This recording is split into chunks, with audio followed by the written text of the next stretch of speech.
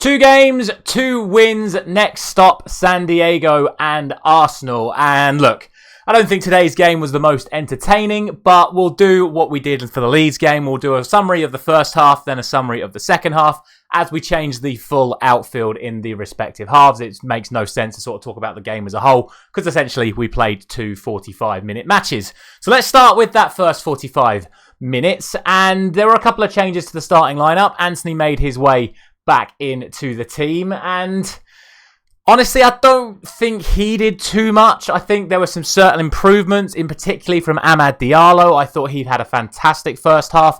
I really ridiculed him for his performance against Leeds, but he looked a lot sharper today, making a lot more decisive runs, and his passing was far better.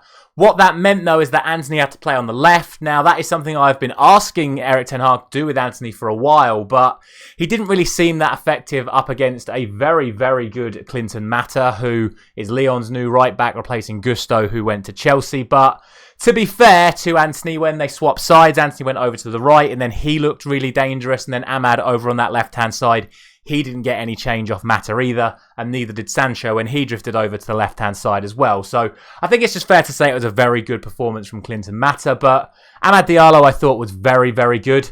We'll then move back all the way to the goalkeeper, because I thought Kovar was absolutely phenomenal. He was on loan at Slavia Prague last year in a title-winning side, and it's clear to see that he is a goalkeeper very much in the mould of Erik ten Hag. He was very confident on the ball, not afraid to step out in between and even beyond his centre-backs at times.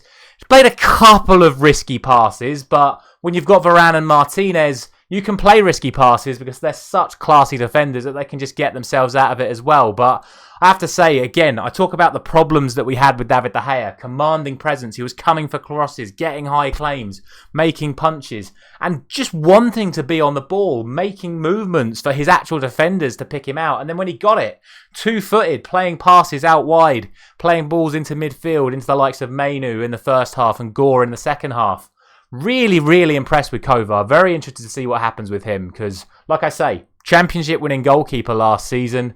He is probably second choice after Onana as it stands, because it looks like Henderson will leave and Tom Heaton will leave. So unclear what's going to happen with Suzuki if we are going to sign him, but I think Kovar has put in a very good audition to be Manchester United's number 2 next season. We've already spoken about the players in front of him. I actually thought Varane was the best player of the first half.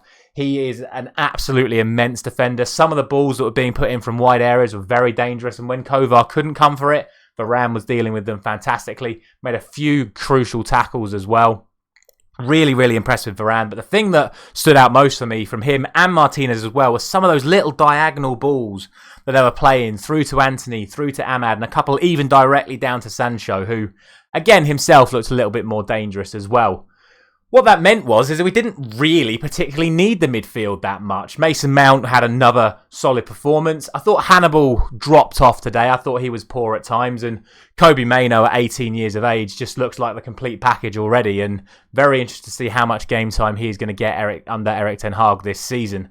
The only disappointment that came out of that first half is once again we didn't score. And we had chances. Anthony missed a sitter. Amad missed a one-on-one chance and then had another one brilliantly saved by Anthony Lopez. And I was sitting there, I put a few tweets out. If you don't follow me on Twitter, please do at SO99. I had to think that if those chances fell to a proper striker, and I was hoping those chances would fall to Hugill, I was very disappointed not to see Hugill start up front instead of Jadon Sancho. I just think we'd have scored some goals in that first half, and this is why we're trying to sign Højlund. It's why we desperately need Marcus Rashford back, met up with the first team squad again. Because we just need to put the ball in the back of the net, and we're missing chances.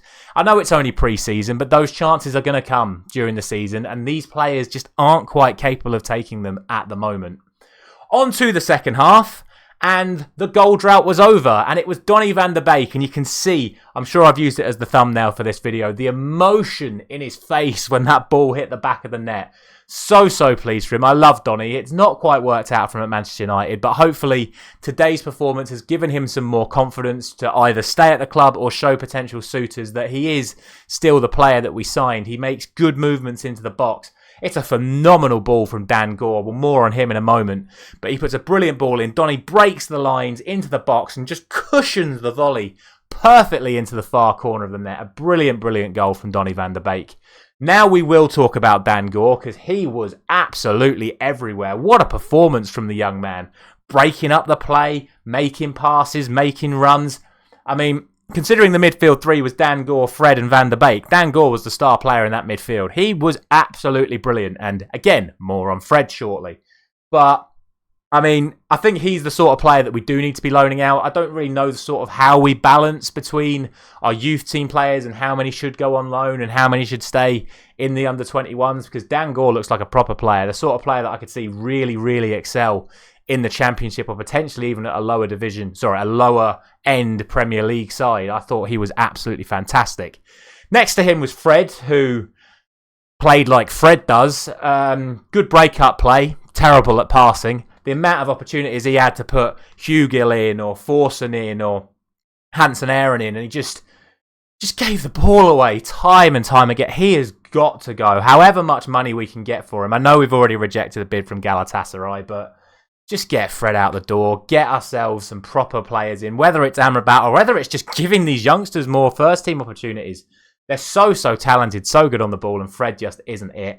And we cannot round off today's video without talking about today's debutant, Mr. Johnny Evans, making his return to Manchester United at 35 years of age, and it's like he never left. What a performance from the guy. His reading of the game, the sort of things that we talk about with players, his positioning, his timing, his composure, so good. He didn't miss a tackle. His interception timing was fantastic. And we all know about Johnny Evans. We've seen it at West Brom and at Leicester. He's so two-footed as well. Some of the passes he was making, we were talking about those balls in the first half from Varane and Martinez. Johnny Evans was playing balls straight up to Joe Hugill and not missing a beat.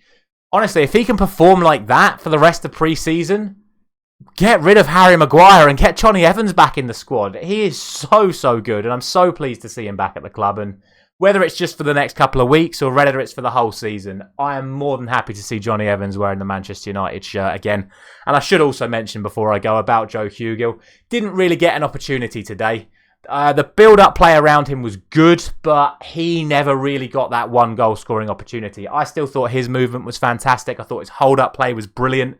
And some of his release play out to Hansen Aaron and out to, I've forgotten his name, Flogan, whatever his name is, the player who played on the right-hand side. Very good from him again. It's just a shame that he didn't get the goal-scoring opportunities that fell to the players in the first half. But I'm interested to see how many minutes he's going to get as this tour goes on. Obviously, the first-team players now coming back into the fold ahead of the game in San Diego against Arsenal, which I will give my reaction to at midnight on Saturday night. I will watch the game live 10 o'clock on Saturday and give my reaction immediately at full time. So make sure you stick around to see my reaction to that at midnight on Saturday. Until then, my women's football predictions will be starting tonight, literally within an hour of this video going up. My first Women's World Cup predictions videos will be out, so make sure you check that out as well.